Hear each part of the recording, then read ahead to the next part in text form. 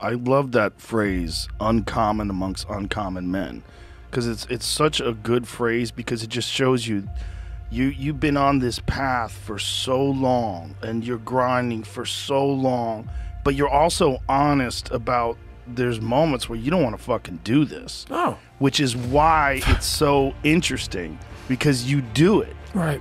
You do it without any reservation. You just go through it. Right. But you always talk about, I don't want to fucking do this shit, but you always do it. That's it. But that's what people need to hear, because they feel like that somewhere out there's some superhuman person who never feels despair and doesn't have any, there's no hesitation.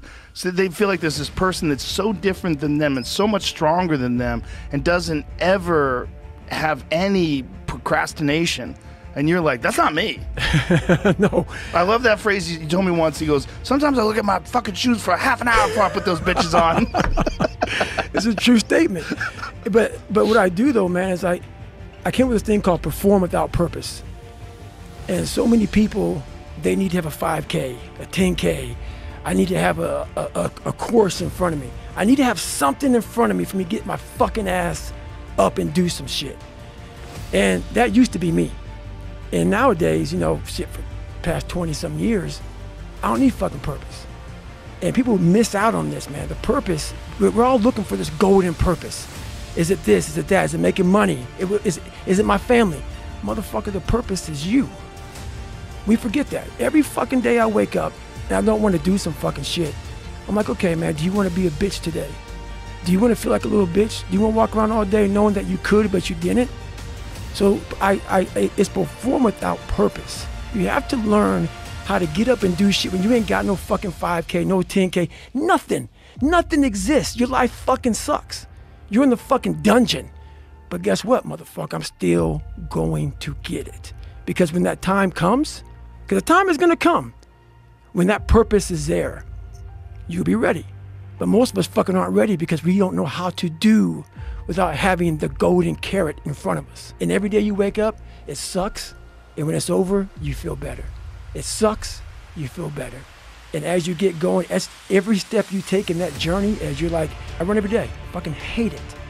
But every step I take, I'm like, all right, motherfucker, you're beating the demon again. You find no fucking answers in the light. None. It's too happy, it's too nice. And we don't need to be taught how to live in happiness. That just comes naturally to us. Happy moments, but the dark times, man, you can't get there unless you put yourself there. Life will take you there. But when you get into those dark moments, I go to such places in my mind and I study the darkness. Like, it's not just physical. All those insecurities and all those fucking things, man. I used to go home and fucking cry and be like, oh my God, man, I'm fucked up. This is all fucked up. Hang on, man. As I got older, we gotta study this shit, man. The only way we're gonna fucking get through this is if we study it. So every time I'm in a dark moment and life's fucked up around me, whether it be physical or just life, I get in it, man, with a fucking pen and paper. I'm like, okay, this fucking sucks. I can feel like I'm fucking losing my shit, but let's fucking study this. Let's come out of this motherfucker a genius. And so many people get it wrong, and I don't give a fuck, man. I cannot help people. Oh, discipline, wake up early, take a cold shower, fuck this, fuck that, whatever. It's all fucking bullshit. It's not. But what they don't teach you is, like, our minds are like a fucking garage. And the garage, if you open a garage and it's all cluttered up, it's all fucked up, you can't put your car in there. You got fucking boats and you got fucking kids' toys and shit everywhere. But if you organize that fucking garage and you put everything in its rightful spot, you can put that car in there. You can put 2 cars in there. You can put bikes in there. And that's like with the mind. People talk about discipline and fucking determination and fucking, repetitions and all this shit. Consistency. Why people fall off the wagon so often is because their mind is full of shit.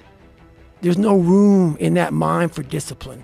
There's no room for consistency. They may do it once or twice, but then the mind takes over and that cluttered fucking garage comes in, and then it's like a circuit breaker, man. The circuit breaker just overloads and it fucking sparks. And our minds, that's our mind, man. It's like a fucking circuit breaker that has so much shit in it, you keep on loading it, you can't put any more into it. So I talk about it in there, man, so much about clearing space in your fucking mind So then you have room for all those discipline, waking up early, taking those, because they do mean something. But we don't get to that fucking dark matter that is keeping you from clearing out that mental garage. I learned how to control my adrenals.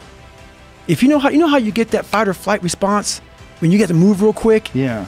And I started learning the mind a lot, how to get myself jacked extremely fast, like in a horrible environment when everybody's miserable.